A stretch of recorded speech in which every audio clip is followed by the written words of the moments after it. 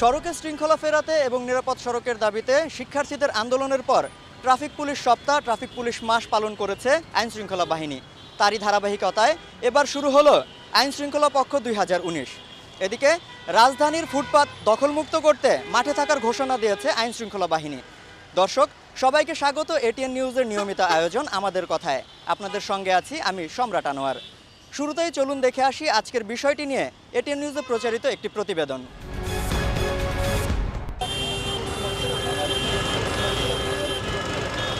মনে হচ্ছে ট্রাফিক আইন মেনে চলছেন পথচারীরা, আসলেই কি তাই? তৎপর আইন শৃঙ্খলা বাহিনী, তাই এভাবেই চলছেন সবাই। কিন্তু এদিকে কি হচ্ছে? জীবনের তোয়াক্কা না করেই ছুটে চলা। অ্যাকচুয়ালি খেয়াল করিনি, খেয়ালের অভাবে আসলে হয়ে গিয়েছে। কাছাকাছি ফুটওভার ব্রিজ, এরপরও এভাবে রাস্তা পারাপার কতটা নিরাপদ? বিশেষ করে বাংলা মোটর পয়েন্ট, যেখানে মাঝে মাঝেই ঘটে বড় দুর্ঘটনা।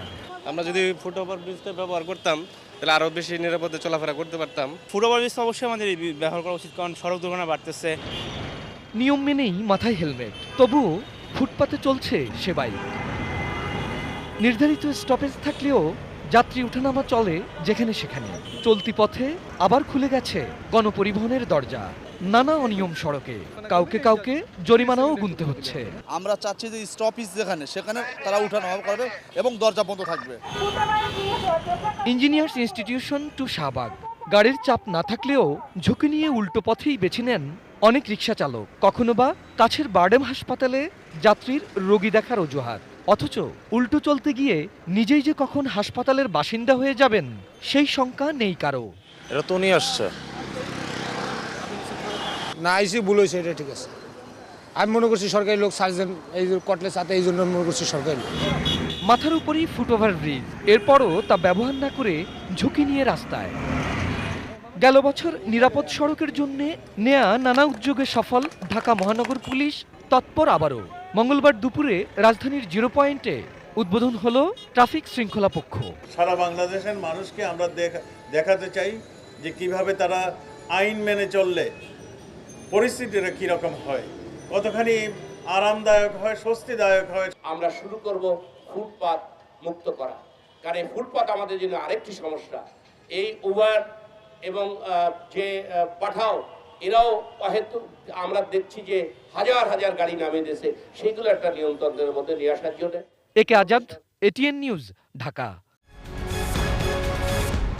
প্রতিবেদনটি দেখলাম, এবার শুনবো সাধারণ মানুষের ভাবনা। আমাদের নিজেদের মানসিকতা যদি পরিবর্তন না হয় তাহলে পুলিশ দিয়ে পিটিয়ে কি হবে? আইনের একটা ব্যাখ্যা হচ্ছে এই যে দেশের মেজরিটি মানুষ একটা জিনিসকে স্বতঃস্ফূর্তভাবে মেনে নেবে। এখন ধরেন এই প্রতিযোগিতা রাস্তায় আমার এই জাম্পের মধ্যে যদি প্রতিযোগিতা করি তাহলে তো হবে না, ধৈর্য ধরতে হবে সবাইকে। আর এটা যদি ধৈর্য না ধরে তাহলে সরকার কোনোভাবেই জোর করে পারবে না। তাহলে প্রথমেতেই সত্য হচ্ছে যে প্রতিটা মানুষকে সচেতন হতে হবে বিষয়ে, যে আমার জীবনের অনেক বেশি দাম, আগে যাওয়ার চাইতে আমার জীবনের দামটা বেশি। এই জিনিসটা তৈরি হচ্ছে না। তো আমাদের ছাত্রদের যে আন্দোলনটা ছিল সেটা ছিল ওভারব্রিজ ব্যবহার করা, তারপরে ড্রাইভারের লাইসেন্স চেক করা, সিগন্যাল দেখে পার হওয়া। কিন্তু আমরা নিজেরাই আসলে সচেতন না, সেজন্য আমাদের এই উদ্যোগটা সফল হচ্ছে না। আমরা যখন নিজের মধ্যে থেকে সচেতন হতে পারবো তখনই আমাদের এটা ফিরে আসবে আর কি। এটা আমরা কার্যকরী দিকটা দেখাতে পারবো। আমরা যারা সাধারণ মানুষ রাস্তা দিয়ে হেঁটে আসি, ওভারব্রিজ থাকলে ওভারব্রিজ দিয়ে আসতে বাধ্য, কারণ তাদের নিয়ম নীতিতেই আমরা যেভাবে দিবে আমরা সেইভাবেই যাচ্ছি। কারণ এমন পরিবেশ তৈরি করে রাখছে, অনেক সময় দেখা যাচ্ছে করে ফেলে, জাম বানায় রাখে ইচ্ছাকৃতভাবে। যদি এই সিস্টেমটা যদি কন্টিনিউ থাকে তাহলে আমাদের সাধারণ মানুষের জন্য সুবিধা হয়। দেখা যাচ্ছে এখন চলতেছে, 2 দিন পর আবার চলবে না, তাহলে আমরা আবার সাবেক স্থানে ফিরে যাচ্ছি।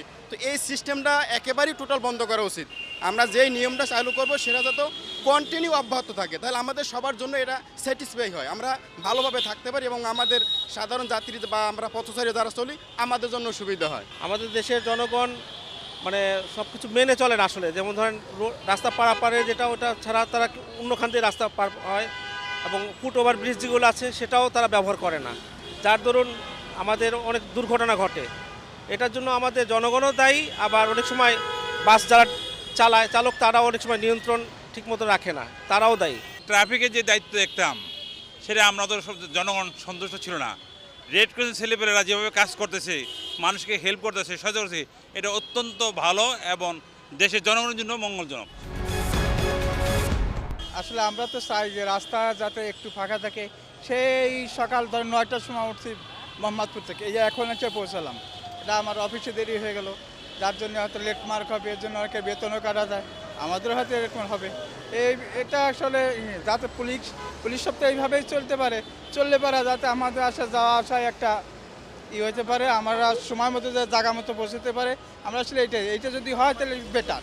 যেভাবে সুন্দরভাবে চলা যায় সেইভাবে নিয়ম করলে হয়তো অসুবিধা হইতে আসে, আবার যারা জানে তাও কাছে সেই দিকে দেবে। মানে আমরা হঠাৎ একটা কম উনি এটা মানবে না, এটা হবে না, তো এটা সম্ভব না।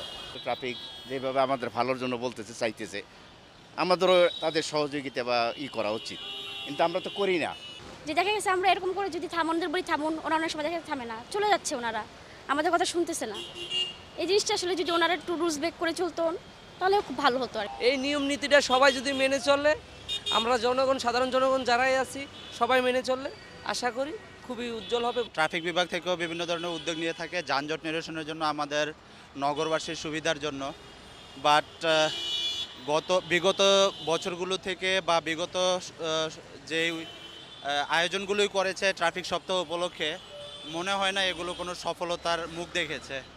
কারণ আমরা আসলে যদি উদ্যোগে যদি আমরা এই জিনিসগুলো না মানি, তাহলে আমার মনে হয় না আইনশৃঙ্খলা বাহিনী বা পুলিশ বাহিনী বা ট্রাফিকের যারা নিয়ন্ত্রণের দায়িত্বে আছে তারা এটা কিছু করতে পারবে। দর্শক, এই ছিল আমাদের কথার আজকের আয়োজন। দেখা হবে আগামী কোনো পর্বে। ততক্ষণ পর্যন্ত ভালো থাকুন, সুস্থ থাকুন, থাকুন এটিএন নিউজের সঙ্গে।